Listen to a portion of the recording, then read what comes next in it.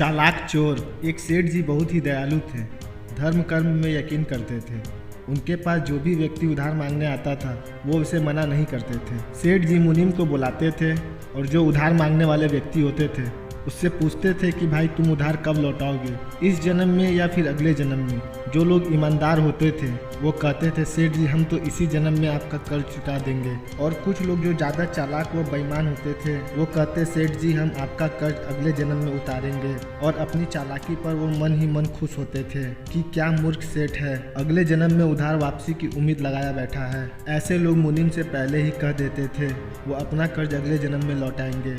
और मुनीम भी कभी किसी से कुछ पूछता नहीं था, जो जैसा कह देता मुनीम वैसी ही बात खाते में लिख लेता। एक दिन एक चोर भी मुनीम जी के पास उधार मांगने पहुंचा। उसे मालूम था कि सेठ अगले जन्म तक के लिए रकम उधार दे देते हैं, हालांकि उसका मकसद उधार लेने से अधिक सेठ की तिजोरी को देखना था। चोर ने सेठ से कुछ रुपए उधार मांगे। सेठ ने मुनीम को बुलाकर उधार देने को कहा। मुनीम ने चोर से पूछा भाई इस जन्म में लौटाओगे या अगले जन्म में। चोर ने कहा मुनीम जी मैं यह रकम अगले जन्म में लौटाऊंगा। मुनीम ने तिजोरी खोलकर पैसा उसे दे दिया। चोर ने भी तिजोरी देख ली और तय कर लिया कि इस मूर्ख सेठ की तिजोरी आज रात को उड़ा दूंगा। वो रात में ही सेठ के घर पहुंच गया और वही भैंसों के तबेले में छिपकर सेठ के सोने का इंतजार करने लगा।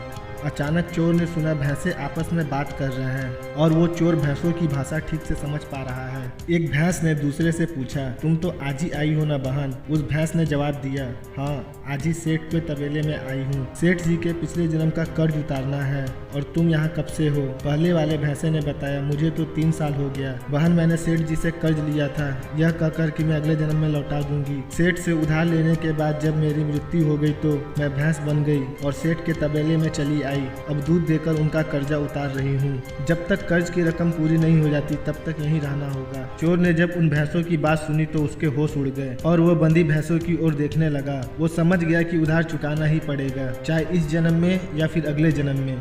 वह उल्टे पांव सेठ के घर की ओर भागा और जो कर्जा लिया था उसे फटाफट मुनीम को लौटाकर रजिस्टर से अपना नाम कटवा लिया। हम सब इस दुनिया में इसलिए आते हैं क्योंकि हमें किसी से लेना होता है तो किसी को देना होता है। इस तरह के प्रत्येक को कुछ न कुछ देने का हिसाब चुकाना होता है। इस कर्ज का हिसाब चुकता करने के लिए इस दुनिया में कोई बेटा बनकर आता है तो कोई बेटी बनकर आता है, कोई पिता बनकर आता है तो कोई माँ बनकर आता है, कोई पति बनकर आता है तो कोई पत्नी बनकर आता है, कोई मित्र बनकर आता है तो कोई शत्रु बनकर आता है, कोई पड़ोसी बनकर आता है तो कोई रिश्तेदार के आता है। चाहे दुख हो या सुख, हिसाब तो सबको देना ही होता है।